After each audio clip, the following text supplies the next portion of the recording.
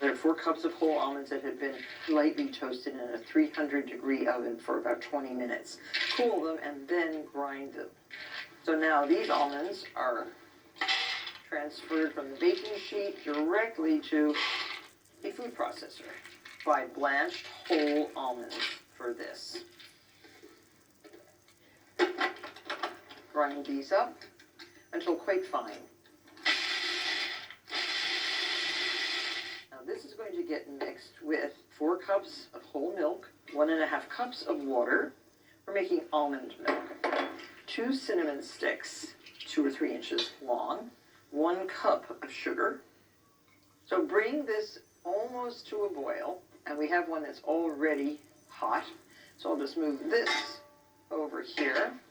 And now this has already come to a boil, a low boil. Now add your almonds. Just pour them carefully into the hot milk.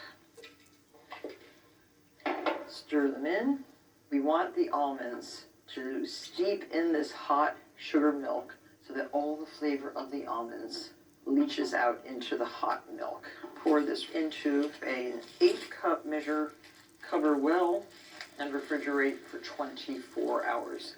The longer this mixture steeps, the more flavor the blancmange will have. This recipe makes enough liquid to fill 2 to 2.5 cup molds, or 1 4 to 4.5 cup mold. Fill it with iced water to get them really chilled, and we'll drain these right before we're going to fill them. This is our liquid that has chilled overnight. 24 hours is best to really develop the flavor. Scrape it all out into a cheesecloth lined strainer. It takes quite a while for this to drain through the cheesecloth. You can help it along by stirring it with a rubber spatula or with a spoon, and it should be dripping down into the bowl, which it is doing. But this is going to take a little longer, so I have a swap out. I'll just push this aside. And the thickening agent for these blancmange is gelatin. So we have 2 tablespoons of gelatin, 1/2 cup of heavy cream. Put that right into your little saucepan. Sprinkle the gelatin on top. What we want to do is dissolve the gelatin in the cream. Let that just sit for a couple minutes. I found that this strainer is a little bit big and it was sitting in the strained almond milk, so I just put it on 2 wooden spoons. You can do all kinds of things to help yourself along. Still has a lot of milk in it, and you can squeeze this out. You'll probably get another cup of liquid out of this. Pour this excess liquid into your heavy cream. Bring this to a low heat just to dissolve the gelatin. That's what will set your blancmange. It looks like every bit of gelatin is dissolved. You want your blancmange to be smooth and jelly-like, no lumps whatsoever. Scrape this into your cold almond milk. Now you can take the ice water out of your mold and ladle your mixture right into your molds. Chilling the molds with iced water is a traditional French way of making sure that the molds will unmold.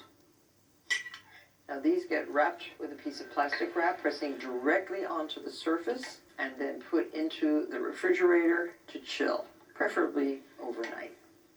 So to unmold your blancmange, quickly dip the mold into hot water, or if you're a little cautious like I am, just loosen the edges with an offset just around the top edge, and I invert this right onto my serving platter.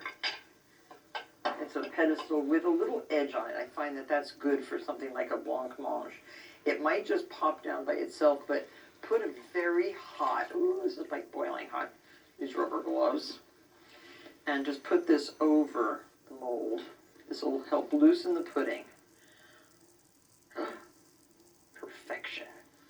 Isn't that gorgeous? Now these are sugared currants. Those beautiful white currants. I just loved the white on white. Served with beautiful almond wheels. And although this is not a baked dessert, it certainly belongs in your dessert repertoire.